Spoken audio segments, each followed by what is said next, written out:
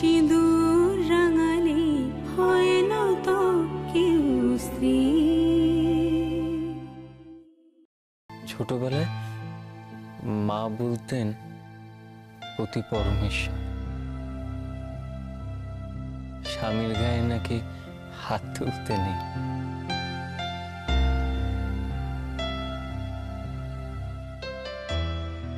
আর আপনি আমার গালে থাপ্পড় মারলেন। আমি কি অন্যায় কিছু বলেছি? বলুন না, অন্যায় কিছু কি বলেছি? আমার স্ত্রীকে আমি বলেছি আমি যে দুরন্ত, দু চোখে অনন্ত, অন্য কোনো মেয়েকে তো বলি। দিগন্ত জুড়ে স্বপ্ন, ছাদনা তলায় আপনার সঙ্গে আমি বৈবাহিক বন্ধনে আবদ্ধ হয়েছি। প্রতিবন্ধ তুমি তো বলনি মন্দ, তবু কেন প্রজাপতি মন্ত্রে স্বামী স্ত্রীর অধিকার লাভ করেছে, সেই অধিকার থেকেই তো আমি আপনাকে চলো যাই। হয়তো তোমারই জন্য হয়েছি প্রেমে যে বন্য, জানি তুমি অনন্য। তবে আর বলবো না।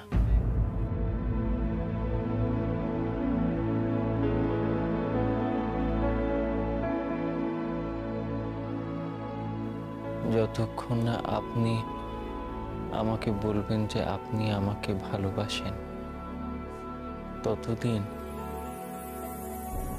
আমি আপনাকে ভালোবাসার কথা বলবো না।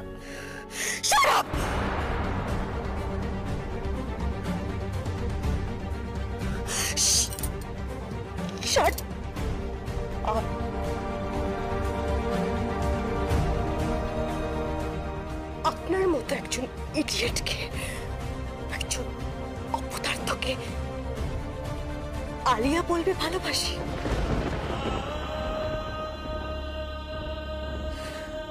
Are you crazy? Impossible.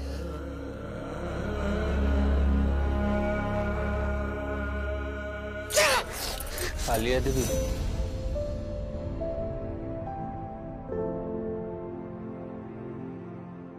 অনেক সময় ইম্পসিবল কিন্তু পসিবল হয়ে যায়।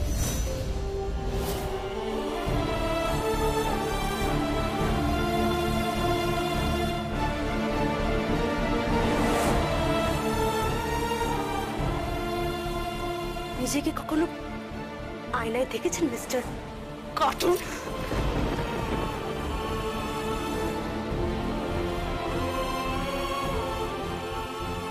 আলিয়া আপনাকে কোনোদিন অ্যাকসেপ্ট করবে না।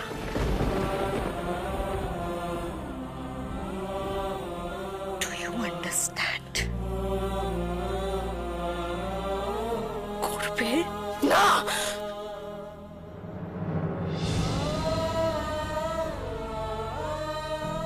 তাহলে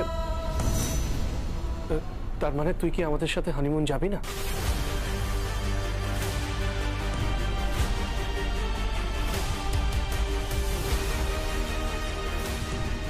না, যাব না।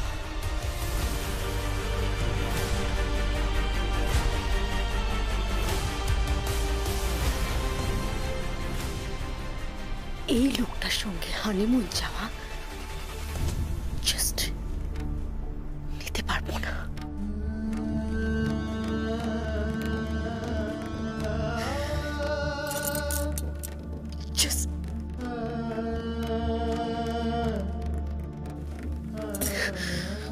জাস্ট নিতে পারবো না।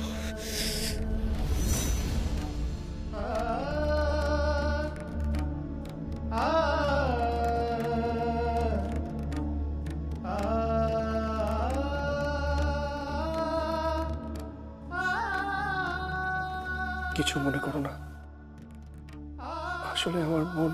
ঠিক বলেছে, একদম ঠিক বলেছে দাদা। সত্যি কথা বলেছে, উচিত কথা বলেছে।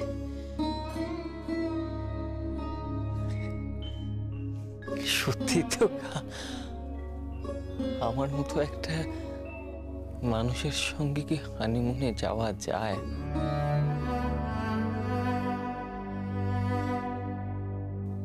আমিও না উপযুক্তই নই আমার সঙ্গে হানিমুন, কিন্তু বিয়েটা তো হয়ে গেছে।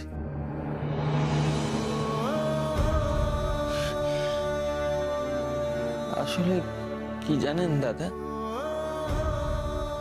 মানুষ যে চায় তা পায় না।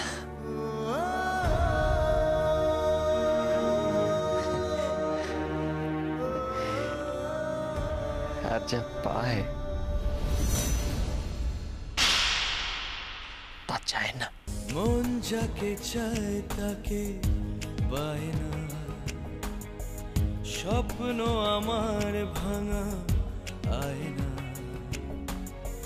ক্লান্ত দু চোখ শুধু খুঁজে ফেরে হৃদয়ের গানে বেদনার। কি ব্যাপার আলিয়া, তুমি কোথায় যাচ্ছ? বাড়ি যাচ্ছি। সে কি এত রাত্রেবেলা? কেন তুমি তো আজকে এই বাড়িতে থাকবে না? কেন যাচ্ছ কেন? এত কিছু পড়ো, এত কিছু পড়ো আমি এই বাড়িতে থাকবো? ঘর সাজিয়েছে, চলো চলো সার্কাসের মঞ্চ, কবে একটা ক্লাউন আর সবাই মিলে দাঁড়িয়ে মজা দেখছে। জানি তো, জানি আলিয়া, আসলে এগুলো কিন্তু নীরু সব ইচ্ছে করে করে। কি জায়গা বলছো? তুমি জানো না ও একটা হাড় বজ্জাত মেয়ে। নীরু বৌদি এতটাও খারাপ নয়। বাবা, তুই দেখছি একেবারে বৌদি অন্ত প্রাণ হয়ে গেছিস। কবে থেকে এরকম হলো রে আলিয়া? মম, নীরু বৌদি যথেষ্ট ভালো। ভালো? তুই বলছিস নীরু? ও হ্যাঁ, তোকে তো এখন ভালো বলতেই হবে। বুঝতে পারছি। তাই তো সমস্ত সম্পত্তি তো ওই নিরুপমার নামে উইল করা হয়ে গেছে। এখন তো নিরুপমাই সব সম্পত্তি দখল নিয়ে নেবে। আর তাই তো আমিও ভুল পাল্টে দিয়েছি। তুই দেখ না, এই দেখ, এই সমস্ত পোশাক আশাক সব পাল্টে দিয়েছি। এমনকি তোর মেজ বৌদি, যার দাপটে সোসাইটিতে কেউ দাঁড়াতেই পারে না, সে আজ ইলিশ মাছ খাচ্ছে। শুধু আজ নয়, কালও নাকি ওকে শিঙি মাছ কাটতে হবে, তাও আবার ছাই দিয়ে। তুমি বলো আলিয়া, এগুলো আমাকে জব্দ করা না? আলিয়া, তুই ওর কথায় কিছু করবি না। আলিয়া, আমার কথা শোন। তুই কিন্তু একদম হানিমুনে যাবি না। হ্যাঁ, হানিমুনের চক্করে তুই একদম পা দিবি না। আলিয়া, গবা কে? গবার সঙ্গে তুই হানিমুন করবি? কখনো না আলিয়া। আমার একটু সময় দেবে। দেখ, আমি সবকিছু পাল্টে দেবো, সবকিছু পাল্টে দেবো। কিভাবে পাল্টে দেবে মম? তুই আমার উপর ছেড়ে দে। শিয়ানাগিরি দেখাচ্ছে তো এই মেয়ে। কি মনে করেছিস তুই দুদিনের যুগে? আমি এ বাড়িতে বহুদিন আছি, বহুদিন। আমার শিকড় এ বাড়ির ভেতরে গেড়ে গেছে। তুই আমাকে উপড়ে ফেলবি, আমি তোকে উপড়ে ফেলবো। শুধু ছোট লোকি বুদ্ধি আছে, মস্তিষ্ক ক্লাসে বুদ্ধি আছে, আর কিচ্ছু নেই, কিচ্ছু নেই। ওই বুদ্ধি নিয়ে আর কত দূর দৌড়বে মাম? আমি একটা প্ল্যান করেছি, তুমি সেটা কল্পনাও করতে পারবে। কি প্ল্যান? দেখো, সেটা না হয় আমি তোমাকে পরে বলবো। আসলে তোমার মেয়ে, মানে আমাদের আলিয়া, ও তো এখন ওর বৌদির ব্যাপারে একটু বেশি অন্ধ। তাই ওর সামনে কিছু বললে ও যদি ওর বৌদির কানে গিয়ে মন্ত্র দেয়। যাই হোক আলিয়া, তোমার যদি রাতে ওই বাড়িতে যাওয়ার থাকে তাহলে চলে যাও, কারণ অনেক রাত হয়ে গেছে। তো যদি এখানে থাকতে চাও তো থাকতেই পারো, আমাদের খুব একটা অসুবিধা নেই। সেটা বলার তুমি কে? আমি তোমার খাই না পড়ি, নাকি তুমি এই বাড়ির মালিক? আমাকে বলার জন্য আমার পাপা আছে আর আমার বৌদি আছে। একটু বেশি বাড়াবাড়ি হয়ে যাচ্ছে না আলিয়া? এত বৌদি নাম জপ করতে হবে? হ্যাঁ হবে, কারণ আর যাই হোক মেয়েটা ভালো। তোমরা কি করেছিলে সেটা ভুলে গেছো? পাপাকে বিষ খাইয়ে মারতে চেয়েছি, রাইট? আর সেই বিষ খেয়েছিল আমার বড়দা, তারপর হসপিটালে অ্যাডমিট ছিল। কিভাবে বেঁচে ফিরে এসেছে সেটা অন্তত আমি জানি। মম, তোমাদের তো লজ্জা থাকা উচিত। তোমাদের কপাল ভালো যে কোমরের দড়ি পরিয়ে থানায় নিয়ে যাওয়া হয়নি। উচিত ছিল তোমাদের হাজতবাস করা।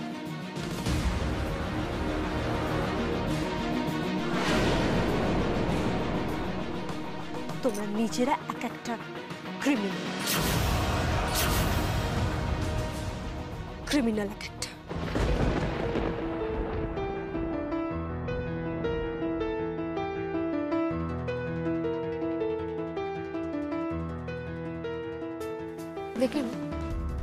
দেখলে তোমার মেয়ে কেমন ম্যাও করে গেল? দেখলাম। মম, আর দেরি করে লাভ নেই। নিরুকে সরাও, নিরুকে সরাও। কিভাবে সরাবো আমি নিরুকে? আমি বলছি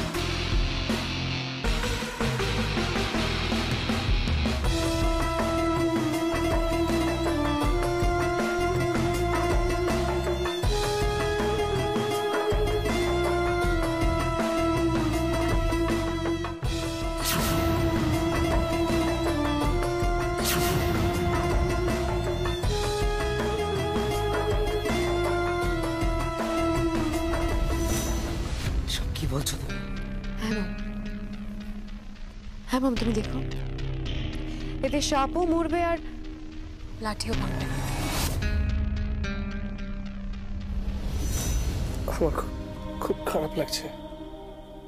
আর যা ঘটলো পুরোটাই আমার জন্য। না, আপনি এভাবে মন খারাপ করবেন না। আপনি দেখবেন সব ঠিক হয়ে যাবে। কিন্তু কে ঠিক করবে? কে আবার? গবা। গবা? গবা পারবে ঠিক করতে? না হলে আমি তো আছি। তুমি?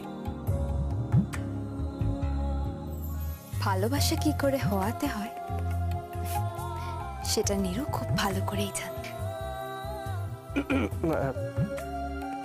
সে তো আজকাল আমি বুঝতেই পারছি।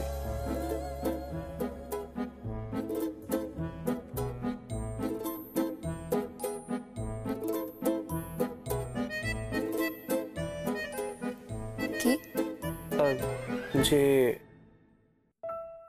যে ভালোবাসা কি করে হওয়াতে হয়। सुना है ये रस्म वफा है जो दिल पे नशा है वो पहली दफा है। सुना है ये रस्म वफा है जो दिल पे नशा है। I love you. I love you, Niru.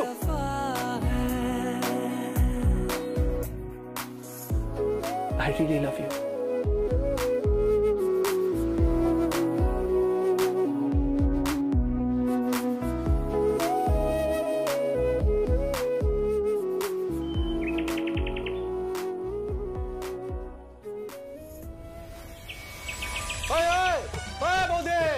কোথায় কোথায়?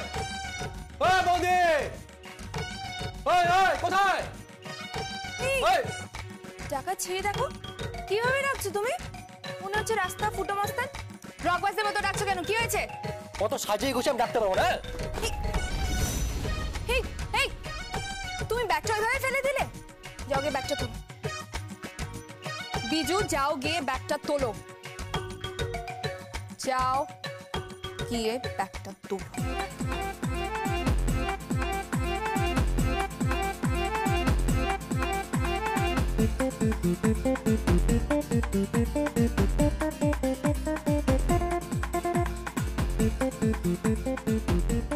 জানতে বলেছিলাম, এনেছো? এগুলো খাবে কে? কে আর খাবে? বাড়ি সবাই মিলে খাবে। শোনো, আমি শিঙি মাগুর খেতে পারবো না বলে রাখলাম। আমায় তুমি চিকেন কষা করে দেবে আর তার সাথে ফিশ ফ্রাই। আমি শুধু এটাই খাবো। কিন্তু দেওর উপায় নেই জানো তো, জিওল মাছই খেতে হবে। কাঁচকলা দিয়ে আলু দিয়ে। কেন? বাবার পেট খারাপ, পেটে প্রবলেম আছে, তাই ওই রান্নাই করাবো। কি ওই জিওল মাছগুলো? হ্যাঁ। ওই মাছগুলো কাটিয়ে আনুনি তো? না না, কাটানো নেই, লাফাচ্ছে। দেখো দেখো কেমন লাগে, লাফাচ্ছে। কি গো পটেশ্বরী, তুমি কি বললে আমাকে? পটেশ্বরী। কিন্তু এগুলো একটু বাড়াবাড়ি হয়ে যাচ্ছে। কিচ্ছু বাড়াবাড়ি হচ্ছে না, যাও গিয়ে মাকে ডাকো। কি ডাকতে বললাম তো? ঠিক আছে, আমিই ডাকছি। মা, ও মা, মা, মা। কি হয়েছেটা কি? আপনাকে বলেছিলাম না কালকে জিওল মাছ আনবো। মানে তুমি জিওল মাছ আনিয়েছ? হ্যাঁ, জানেন না, আপনি আপনার বৌমাকে নিয়ে যান। কোথায়? ওই জিওল মাছ কি করে কাটতে হয় ওকে একটু শিখিয়ে দিন। ছাই ওখানেই রাখা আছে। ছাই? ছাই দিয়ে তুমি সত্যি সত্যি জিওল মাছ আনিয়েছো? মম মম, আমি কিন্তু এসব কাটতে পারবো না। আমি এসব মাগুর, শিঙি, এইসব জিওল মাছ কাটতে পারবো না। আমার গা কিনকিন করে। না না, কাটতে তো হবেই, শিখতে হবে তো। সংসারে থাকতে গেলে সংসারের সব কাজ শিখতে হবে। কেন? যারা বাজারে মাছ কাটে তাদেরকে দিয়ে কাটিয়ে আনা যেত না? যেত, তাতে শিক্ষাটা পেতে না। তাই তুমি আমাদের মাছ কাটা শেখাবে? না, আমি আপনাদের দুজনকে জীবনের শিক্ষা দিচ্ছি যে একটা পরিবারের সমস্ত কাজ ভাগ করে নিয়ে করতে হবে। তা বলে মাছ কাটা? হ্যাঁ। তাই বলে শিঙি মাগুর মাছ কাটে? হ্যাঁ, আজকে শিঙ্গি আর মাগুর মাছ আনিয়েছি, আর কালকে আমি ভেবেছি অন্তত 1 কিলো মৌরলা মাছ। আরে সে তো অনেকটা হবে। হ্যাঁ, কুচ কুচ করে শাশুড়ি আর বৌমা মিলে কাটবে।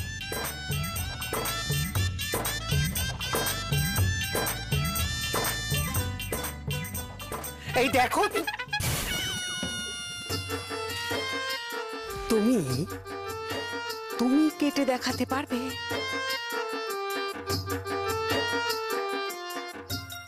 হ্যাঁ মা, আমি ছোটবেলা থেকে এইভাবেই বড় হয়েছি, ছোট মাছ খাই। গরিব তো, এই জন্য তো গরিবরা এত বুদ্ধিমান হয়।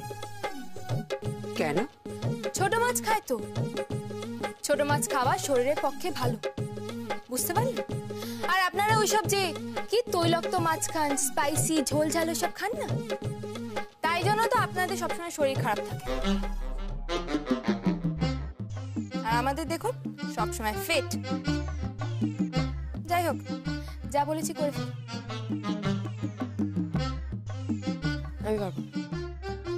আমি পারবো না মামা, আমি পারবো না। পারতে তো তোমাকে হবেই, দ্বিতীয় কোনো অপশন নেই। My dear.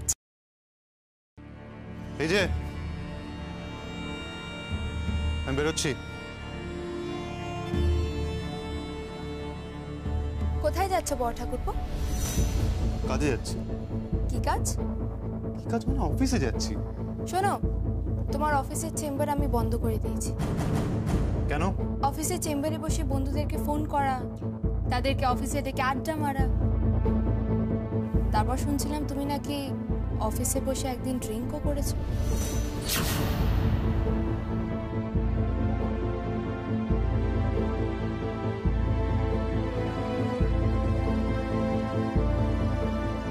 কি করেছিলে? না আসলে ওই মানে বন্ধুরা এসেছিল তো তাই একটু। ওটা অফিস চেম্বার, কাজের জায়গা, মন্দির। যাই হোক, তুমি সকলের সঙ্গে বাইরে বসবে।